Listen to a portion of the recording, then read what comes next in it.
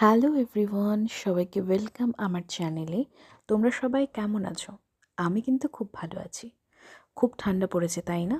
দুদিন ধরে তো রোদই উঠছে না। তাই আমি আর আমার শাশুড়ি মা ছাদে গিয়ে একটু আগুন ধরিয়ে নিলাম আর একটু গরম হয়ে নিলাম। আর এত ঠান্ডায় আমার বড়মশাইয়ের ইচ্ছে করছে খিচুড়ি খেতে। তো বড়মশাই অনেক দিন পর কিছু খাওয়ার কথা বলেছে, সেটা তো আমার করতেই হবে। তাই চটপট করে খিচুড়ি করার জন্য সব কিছু রেডি করে ফেললাম। ফুলকপি, মটরশুঁটি, বাঁধাকপি, আলু কেটে নিলাম। এবার এদিকে মুগ ডাল, চাল এগুলো সব ধুয়ে নিয়েছি। আর আমি মসুরির ডাল আর কলাইয়ের ডালও দেবো, তাই সেগুলো ধুয়ে আগে দিয়ে দিয়েছি। আর এই দিকে আমি সবজিগুলো হালকা করে ভেজে নেব নুন দিয়ে। মানে খুব কড়া করে ভাজবো না, জাস্ট হালকা করে ভেজে নেব। আমি আগে ডালগুলো দিয়ে দিয়েছি। মানে একটু ডালগুলো যখন একটু ফুটে আসবে তখন আমি চালগুলো দিয়ে দেবো। খিচুড়ি খেতে তো আমি পছন্দ করি, তার সাথে আমার পরিবারের সবাই খিচুড়ি খেতে খুব পছন্দ করে। আমার শ্বশুরমশাই তো সত্যি খুব পছন্দ করে। আর এদিকে দেখো আমি লঙ্কাগুলোও দিয়ে দিলাম। এবার এদিকে আমার সবজিগুলো ভাজা হয়ে গেছে, এবার আমি তার দিয়ে দেবো। আর আমি চাল দিয়ে দিয়েছি। তো এবার এগুলো ফুটতে থাকবে। এই খিচুড়ির সাথে আমি ধনেপাতার পকোড়া করব।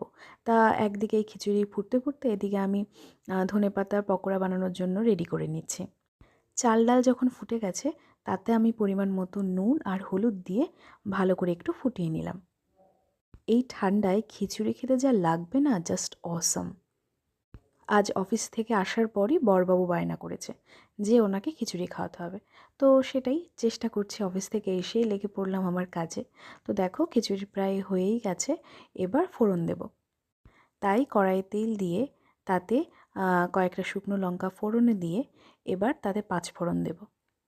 আমার খিচুড়িতে এই শুকনো লঙ্কা দিয়ে খেতে জাস্ট দারুণ লাগে, খুব ভালো লাগে, সত্যি খুব ভালো লাগে। তো এর জন্য আমি একটু বেশি করেই শুকনো লঙ্কা দিয়েছি। আর এদিকে দেখো আদা থেতো করে নিয়েছিলাম, সেটা একটু দিয়ে দিলাম, দিয়ে একটু হালকা করে ভেজে আমি খিচুড়িতে দিয়ে দেবো ফোড়ন। প্রায় অনেক দিন পর ভিডিও দিচ্ছি, আসলে সত্যি সময় পাচ্ছি না। মানে আমারও খুব ইচ্ছে করে কিন্তু হয়ে উঠছে না আর ভিডিওগুলো আপলোড করার।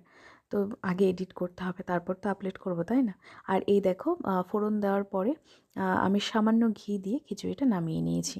আর এদিকে দেখো ধনেপাতার পকোড়াগুলো রেডি করে নিলাম। এবার আমি সবার জন্য সার্ভ করে নেব। তোমাদের যদিও খেতে ইচ্ছে করে তাহলে তোমরা প্লিজ চলে এসো। ঠিক আছে? সবাইকে ওয়েলকাম আমার পেজে, চ্যানেলে। থ্যাংক ইউ সবাইকে।